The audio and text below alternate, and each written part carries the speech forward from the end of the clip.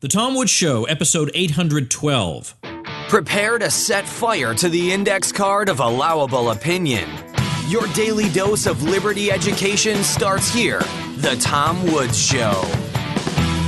Folks, don't be envious of me just because I'm getting the best shave of my life. Join me. Get your free trial set from Harry's. That's a razor, 5-blade cartridge, and shaving gel. Plus, they're tossing in a post-shave balm. And all you got to do is pay 3 smackers for shipping. So head over to harrys.com. That's HARRYS.com and enter code WOODS. Hello, everybody. Tom Woods here. By popular demand, an episode on Augusto Pinochet in Chile. There's controversy about him, even among libertarians. When you look at his record, you can say Chile became a far more livable place than its neighbors, and it has a lot to boast about. But at the same time, you have the Pinochet human rights record to reckon with. So how are we to make sense of this period in history? Joining me to answer that question is Axel Kaiser, who is the executive director of the Chilean think tank Fundación para el Progreso.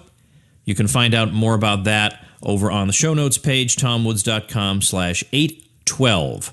Axel, welcome to the show. Thanks for having me, Tom. It's a pleasure.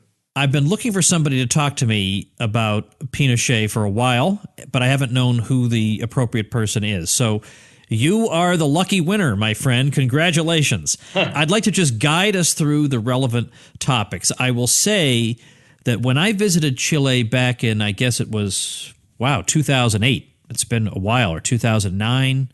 So somewhere between 2008 and 2009, I visited, and I had a great time. But my perception was that even to this day, people in Chile are very divided regarding their views of Pinochet and his legacy.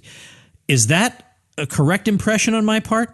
That's a correct impression, Tom. And you know, we were on the verge of a civil war in 1973 when Pinochet took over power, and Allende killed himself. Some people think that he was killed by the Chilean military. Actually, he shot himself with an AK-47 that was given to him by Fidel Castro himself when he came to Chile after Allende had been elected.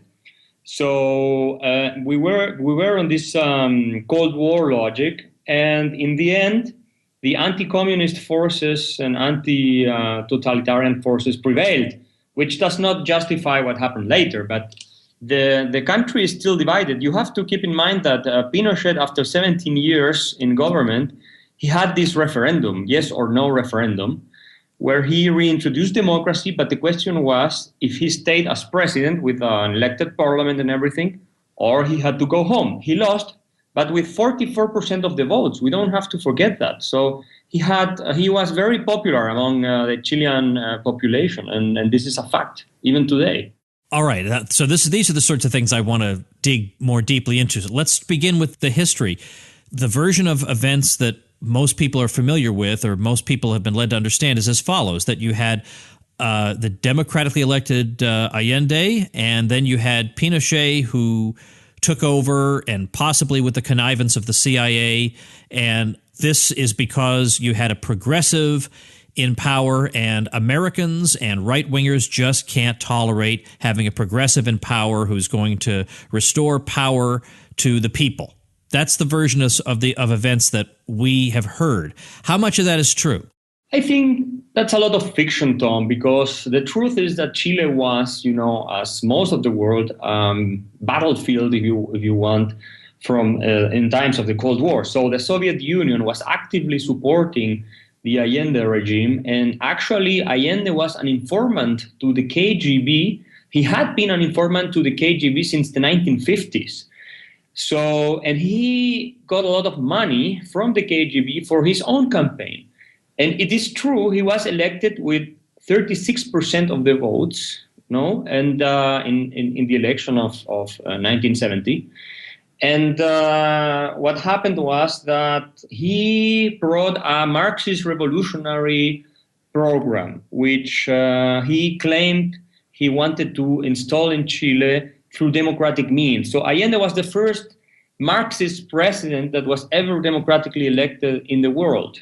Typically, Marxist leaders came through the violent means to power, revolutions and things like this. And so when Allende was elected, Henry Kissinger said that this was one of the greatest threats to the Western Hemisphere that had happened, because, of course, this was a very dangerous precedent, that a Marxist president could be elected, democratically elected. This was a legitimacy that Marxist communist movements didn't have so far. So it is true that the CIA intervened, but it is also true that the KGB was intervening, and massively in Chile as well. So it is only a one-sided story what you hear.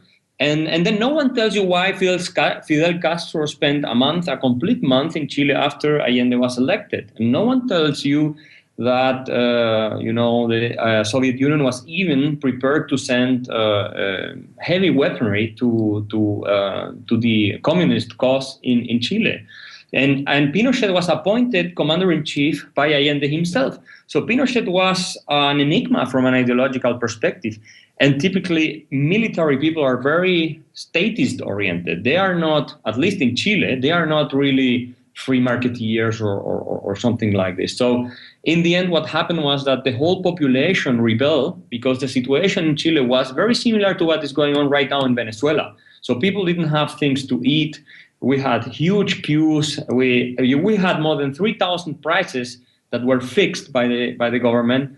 Private firms were confiscated, land, everything. So the country was an economic catastrophe. And in the end, the people rebelled, and the armed forces took over power after they were called by the Chilean parliament. This is something that people don't know. In August 73, in the year 1973, the Chilean Deputies Chamber, with 2/3 of the votes, called to the military to put an end to the Allende regime, because they accused him of trying to install a totalitarian Marxist dictatorship in the country. And this is a historic document. You can read it. I'm not making this up, And so after that, on September 11, actually, was the coup d'etat in Chile. And these are parts of the story that people have to know, because it's much more complex than what you get on television and all these people that have not really read the story. Salvador Allende was elected in 1970, so he was in power for just about 3 years, right? Right. So you've already described a little bit of what life was like, but let's talk a little bit more about his time in office and what, because in other words, there are going to be people who will say everything he did, he was just, sure, of course, the moneyed interests aren't going to like it. The imperialists aren't going to like it. But he was simply doing what was best for the people who are always and everywhere terribly exploited. How can you show that that's not correct? Well, you have to look at the numbers. We had 1,000% inflation, year adjusted inflation in 1973. We had scarcity of all basic goods, you name it, from rice to bread to anything you want, meat, whatever, milk. We didn't have these things. We had government was completely bankrupted by these policies of printing money and spending money and all this. Industries were confiscated and they were not working. I don't know any Chilean left-wing economist, serious left-wing economist, who would agree with the statement that Allende had a reasonable economic management of the country. No one in Chile, not even left-wing economists, maybe some Marxist economists, even today defend Allende, but not the left-wing serious economists, defend the economic management of the Allende regime. They all have written, I have read papers, books, and they all admit that the economic management, the socialist central planned economy that he tried to introduce in Chile was a disaster for the average Chilean person. And this is the reason why, in the end, he was not deposed by the military. People massively went to the streets. The several, organizations of the civil society, all of them were against the Allende regime, because not only violence was escalating, but also we had this economic disaster that people could not live with. Older people even nowadays remember that they didn't have milk for their babies and all these things. And of course, what was the other side's argument? It was that greedy capitalists and CIA agents were taking all the food away, and we're leaving people with no basic goods to satisfy their needs. But of course, this is the same nonsense we hear in the Venezuelan case. Of course, you see Maduro saying all the time, no, this is the fault of capitalists and the U.S. and all these imperialists, and we all know that's nonsense. So in the end, and this is even former Allende friends would admit this, he was deposed, he was overthrown because people didn't want him anymore.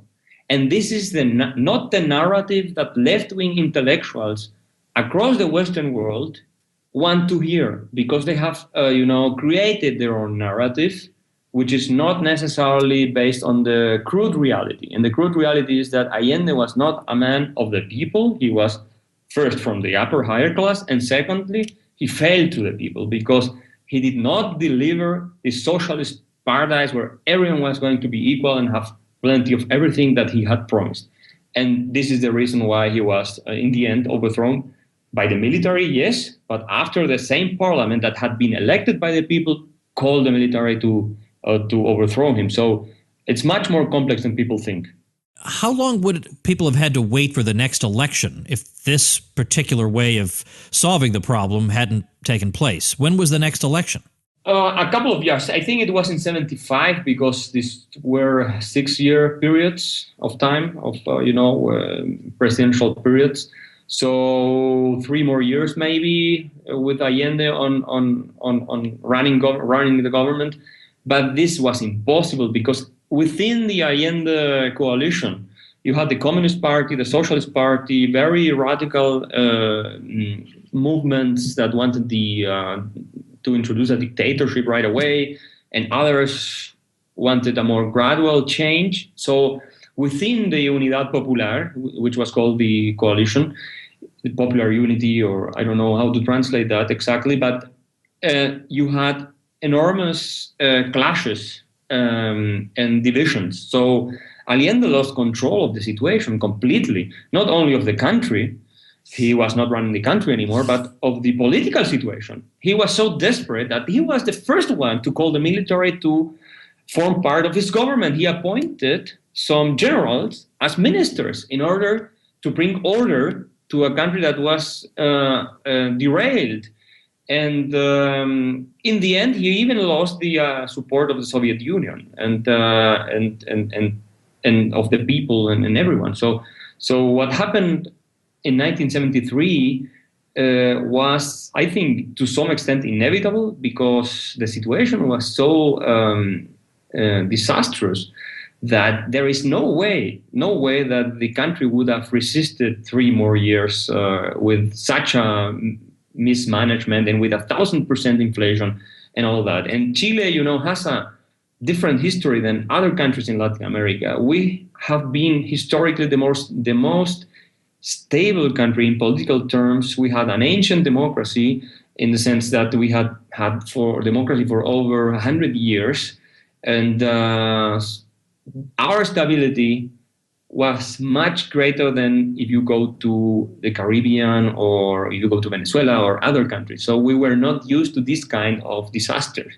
We have some episodes, of course, in our past, but other countries have had this more often than we have. So Chilean people don't like this. They don't tolerate this mismanagement, this chaos, basically. And that's why even today, Tom, if you go to take a look at the surveys, the most respected institutions among Chilean people are the armed forces and police. It's incredible. After everything what happened. And this is a puzzle to many people, but it's because Chileans don't like this kind of chaotic situations. And then they resort to a strong person or guy who can bring back order. And I have to repeat, Pinochet, he obtained 44% of the votes after 17 years of dictatorship. And this is something that people should really think about. It's not nothing. I mean, it's an important part of the electorate that gave him their support after 17 years. Many democratic leaders would want to get 17% after 17 years, and they don't get it. So this is not justifying anything, but it's explaining the historical situation. All right, now we have to get into Pinochet himself. Before we do that, let's thank our sponsor. Folks, here's a special message just for the men in the audience. And if my demographic surveys are telling me the truth, that's about 93% of you. Well, chances are you're a shaver like me. And I don't know if you've had the bad fortune that I have when shaving with a blade, but I gave it up years ago because I wound up looking like I'd just been attacked by an axe murderer. I never look good. I'm a bloody mess, and I didn't know what I was doing wrong, and I'm doing everything they're telling me to do, and it's just terrible. So I gave it up. So I used electric, but we all know that's not as close, and I just didn't know what to do. Meanwhile, everybody else is running around with these faces that look like babies' bottoms. How are they doing this? So I finally decided, what the heck, I'll give it another try. Why not? I'm 44. I'll try something new. So I checked out Harry's at harrys.com, and sure enough, I'm actually getting a smooth shave, and I'm not all hacked to bits, and I actually look like a reasonable person now. How about that? Well, check out what I did by trying out Harry's yourself. In fact, sign up for one of their shave plans, and they will send you their free trial set for just a $3 shipping charge. That includes a razor, a 5-blade cartridge, and a shaving gel. And plus, use code WOODS at checkout, and they'll throw in a post-shave balm for free. So come on now. Be like Tom Woods. Check out harrys.com. Use coupon code WOODS and get your goodies. All right, who is Pinochet? 1973 rolls around. Who is this man? Had anybody ever heard of him? He was really not very well known. He was not very important figure within the military. He had not been a great student. He had not been someone who would call your attention because he was very vocal in any respect.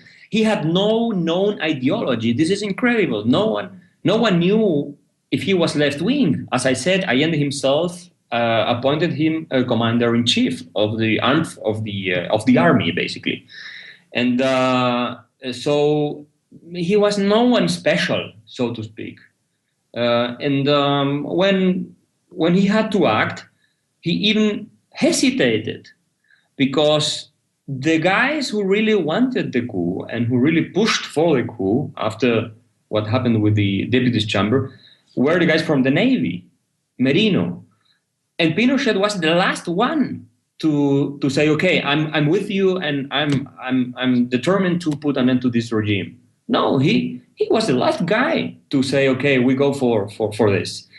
And when he came to power, of course, because the army is the strongest branch of the armed forces, he was elected the president of the junta, because we didn't have a unipersonal dictatorship like Cuba had with Fidel Castro. We had a junta, which means that the commander-in-chief from the four branches of the armed forces were the legislative body, and they were making the decisions together. And they were blocking each other sometimes. This is really interesting.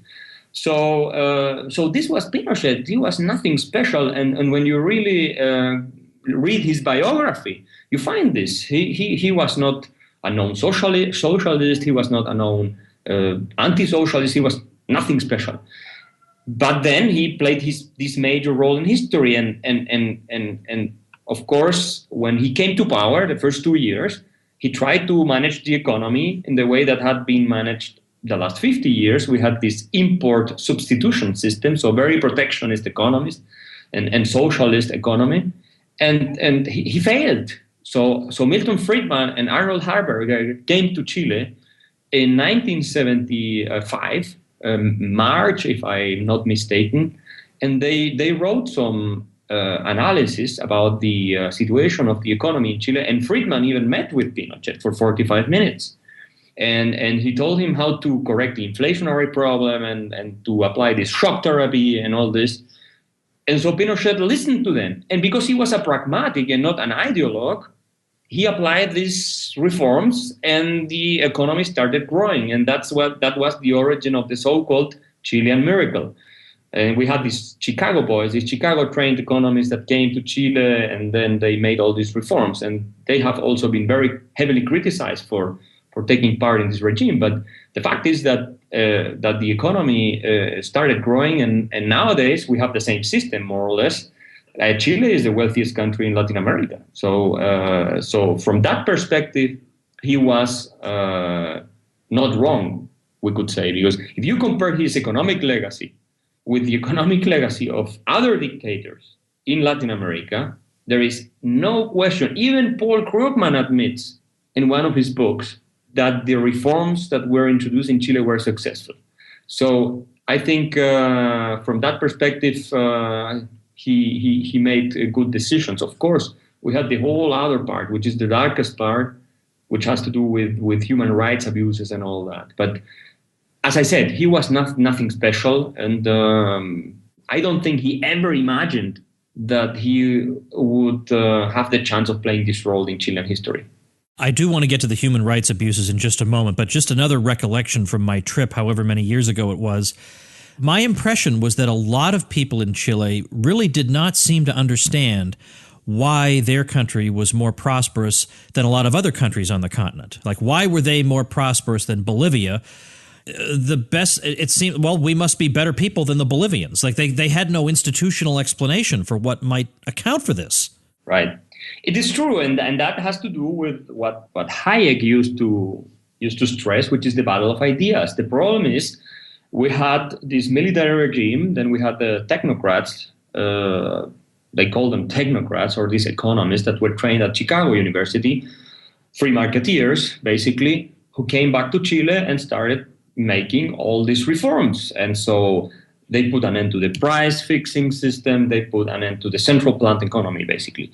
And they replaced it by free market institutions. And the result was the Chilean Miracle, and that poverty fell from 50% to 7%, and per capita income quadrupled, and many other indicators I could name you improved substantially. But people don't know this because we didn't have, let's put it this way, we didn't have a Mises Institute explaining to the people all the time that the reason why Chile works is because we have the highest index of economic freedom in the whole region.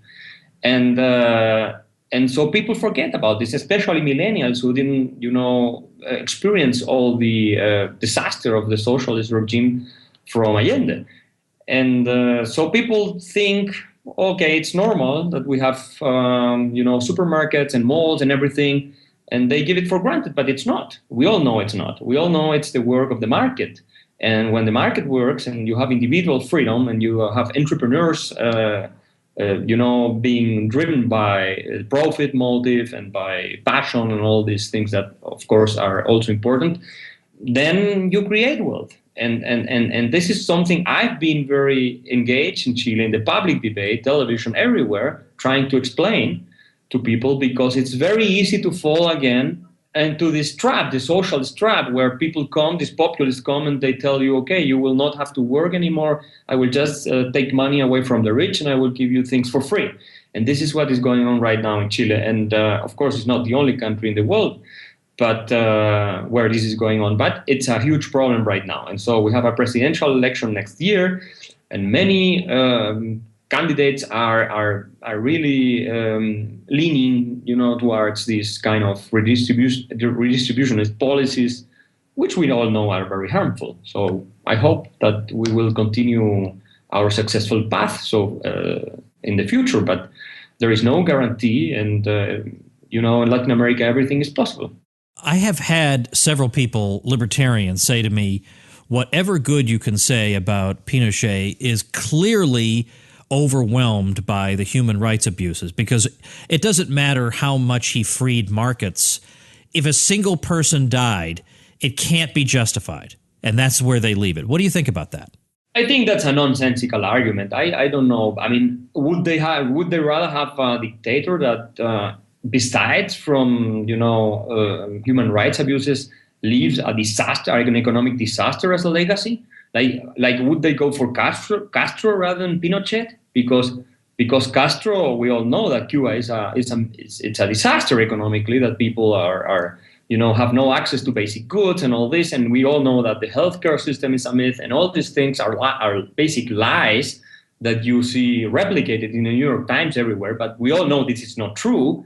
And when he dies, everyone speaks about the great Fidel, and even Obama didn't dare to say something against him. But when you go to Pinochet, who, of course, they were many cases, but let's put the things in perspective. According to the official records of the Chilean democratic government, under Pinochet, 3,000, a little more than 3,000, something more than 3,000 people were killed. 3,000, most of them between 1973 and 1975. The justification for this was fighting against terrorism, Marxism, and all this. Okay. And this is, of course, terrible. It happened. But when it comes to Fidel Castro, according to Project Cuba, it's about 100,000 people, human rights abuses. And on top of that, you have a disastrous economic legacy, and people cannot even leave the island if they want. Under Pinochet in Chile, you had many problems, but you could leave Chile anytime you wanted. It was not illegal to have dollars. You could start your own business anytime you wanted. You could sell whatever you wanted. You could buy whatever you wanted. You could, you had not a fully free press, but also media that criticized the regime heavily. And you had organizations that opposed the government. You had political parties that opposed the government. Actually, they came later, when he lost the referendum, they came into power. And so you could sell everything you wanted. You could buy anything you wanted. And basically, you were free to pursue your own ends and with no heavy repression from part of the government. The repression under the Chilean military regime, it existed. Of course, it existed, but was basically focused on groups that the regime thought they were a threat to their power or to the social order, basically left-wing groups and left-wing associated people. But the average person was not usually involved in this kind of misconduct or misbehavior or crimes committed by members of the military regime. So when people say to me that nothing justifies the human rights abuses, of course nothing justifies it. But the thing is, you have to be able to do an objective analysis, and history is much more complex than saying nothing justifies something. We had Cold War, the Chilean economy collapsed under Allende, and I have to remind people that Allende was accused by the Chilean parliament of abusing human rights too, of using the police, the secret police, and all these institutions to go after people who opposed the regime. And many people were killed by terrorist groups that were supported by the Allende regime.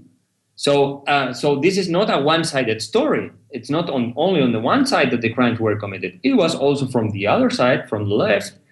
Many crimes were committed. And I have to remind people that one of the highest officials of the Socialist Party, the Chilean Socialist Party, Clodomiro Almeida, he was speaking about more than 1 million people that had to die in Chile in order to make the socialist revolution work.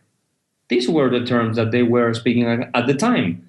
And so, of course, there was, as I said, a sort of civil war, a pre-civil war. And when you have that, what do you want me to say? I mean, these things, horrible things happen. Now, I would ask these libertarians if they had preferred a communist dictatorship for Chile or a civil war with 1 million dead people, as the socialists were saying it would happen, or if they had preferred that Pinochet would have been a dictator that ruined the country's economy even more. And so more people suffer and more people are, victim of this regime. And I don't think anyone in his right mind could argue for that, especially if you take into account the fact that it was the free market miracle that we had in Chile, so-called miracle, because I don't think it's a miracle because free markets work, but they call it miracle, the free market that enabled the reintroduction of democracy and a working democracy in the 90s and even after that. So if you had not had this economy that was growing at 7% per year, democracy would have been very unstable, and we would have fallen again into a situation where you would have had a lot of violence.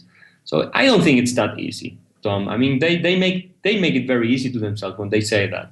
But that's not really serious historical analysis, in my opinion. We've talked about human rights abuses, but we've just spoken about them in that way. Can you just describe for me what exactly we're talking about? What is it that Pinochet did that you say, look, I don't defend this. This is no good. What are we talking about exactly? Well, they were, of course, people that were tortured. They were missing people. So they sometimes the security police would come, take people away, and then you would never find out if they killed them, what they did with them. And some of them were actually killed and then thrown into the ocean, the Pacific Ocean. I'm not saying all of them were innocent in the sense that they were not engaging in revolutionary activities or terrorist activities, but I'm sure some of them were innocent. And so the Rettig report is called the official document where these casualties were registered, and they did the whole work of trying to determine how they were killed and how many people died. And this was done in the 90s. So when we had democracy.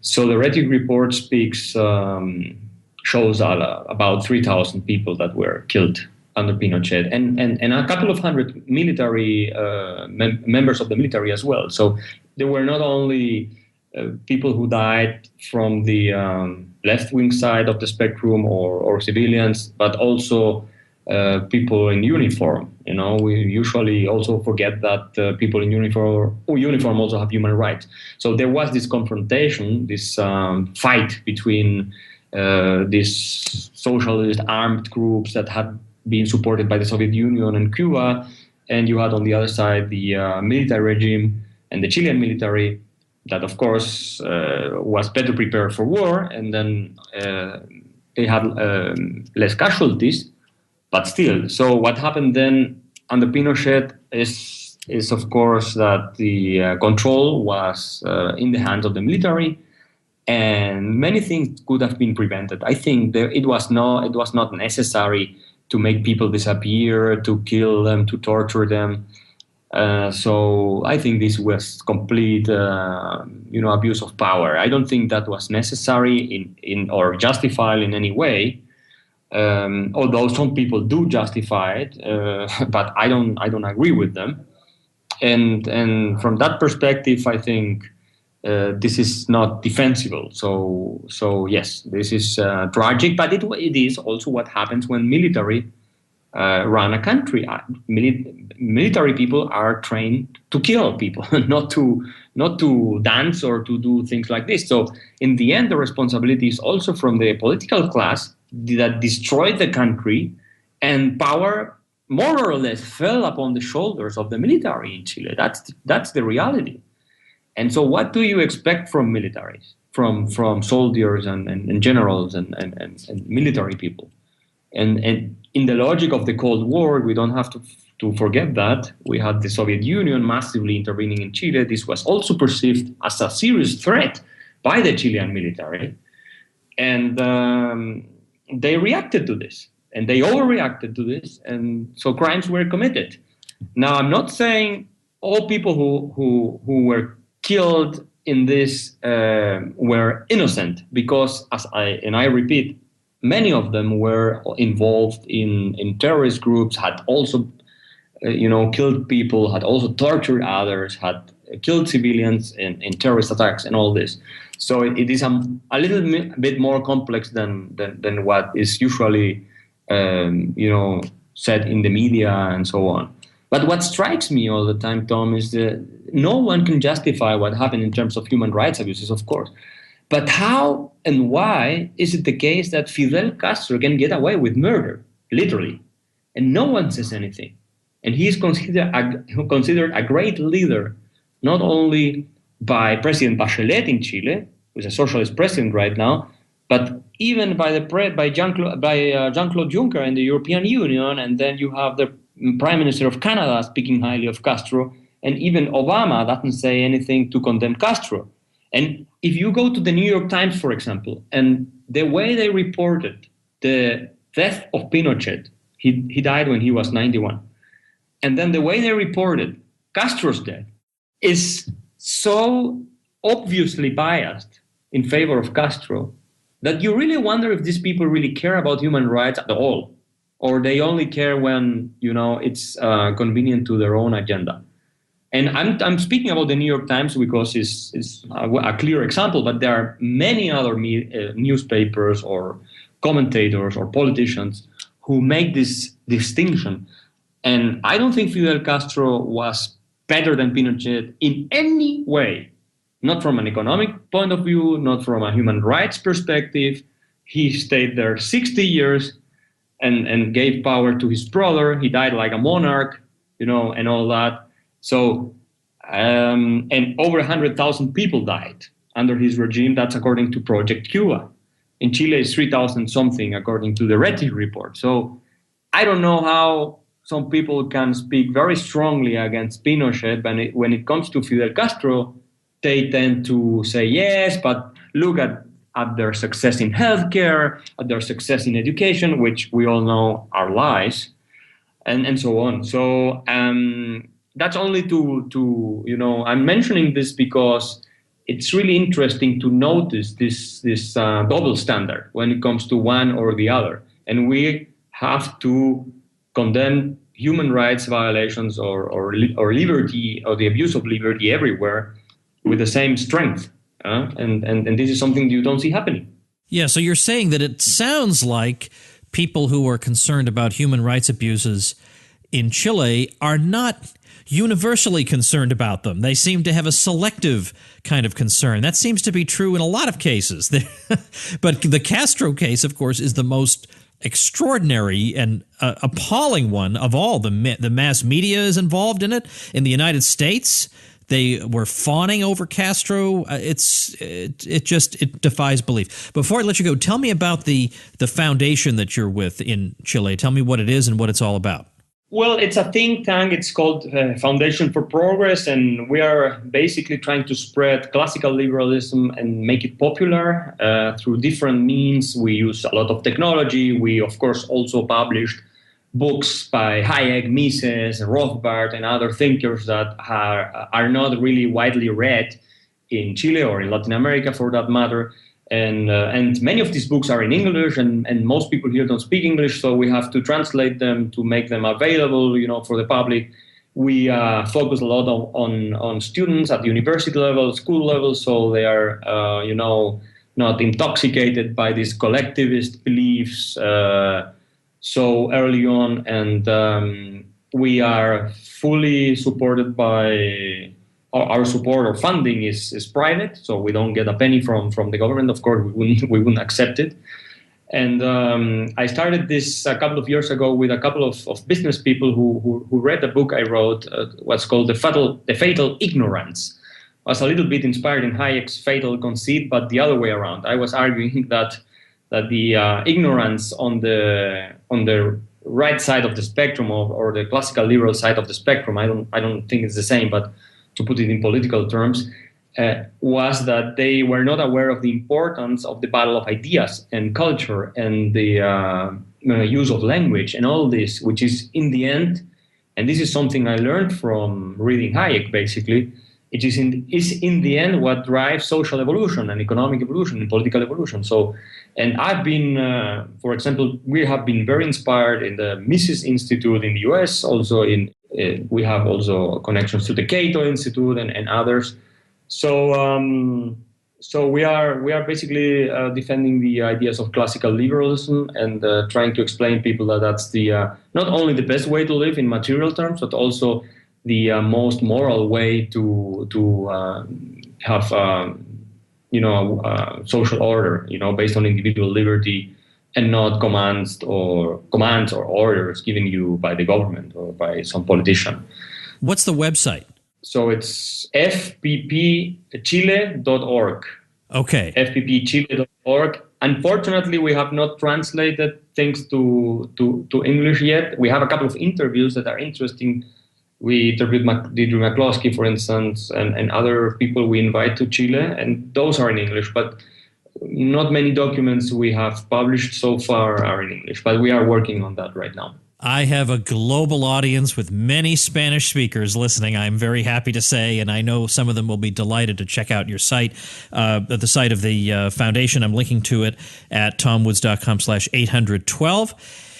This has been pretty helpful, I would say, this discussion, and I appreciate it very much, and we'll have to talk again. I enjoyed our conversation. Sure. I mean, I'm here. You can call me anytime. It was very nice speaking to you. All right, that's our episode for today. Thanks so much for listening. Become a smarter libertarian in just 30 minutes a day. Visit tomwoods.com to subscribe to the show for free, and we'll see you next time.